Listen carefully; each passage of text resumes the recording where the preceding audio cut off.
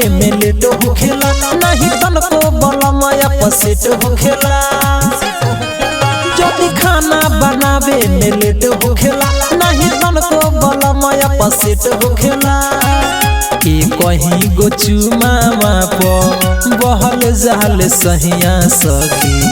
के कहीं गो चुमावा प बहल जाल सहिया सखी मार भात खा के ड्यूटी चल जाल सैया सखी मार भात खा के ड्यूटी चल जाल सैया सखी बुझल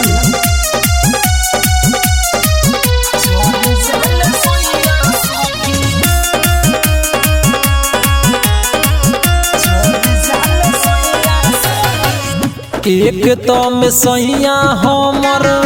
बाड़े झकास हो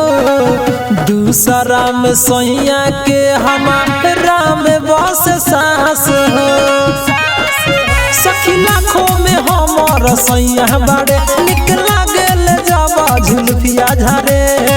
हंस के जेता के नीत पिघल जाल सैया सखी हंस के जेता के नीत पिघल जाल सहिया सखी मार भात खा के ड्यूटी चल जाल सैया सखी मार भात खा के ड्यूटी चल जाल सैया सखी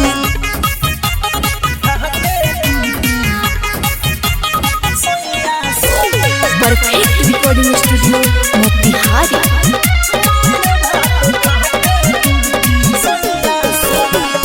पून कर रहन हमारा निक बड़ी लागेला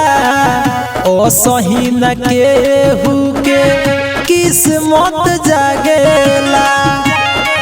सखी जोड़ा न बाटे सैया के धन्यवाद बाटे पापा भैया के परदीप दिलावा में हल जाले सुनो ससी परदीप दिलावा में हल जाले सुनो ससी मार भात खा के ड्यूटी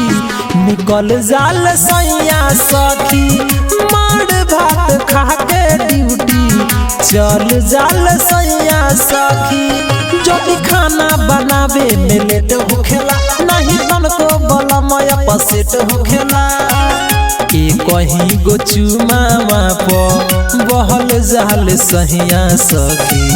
के कहीं गो चुमावा प बहल जाल सहिया सखी मार भात खा के ड्यूटी चल जाल सैया सखी मार भात खा के ड्यूटी चल जाल सैया सखी बड़ा हेवी मर्द बड़े हो।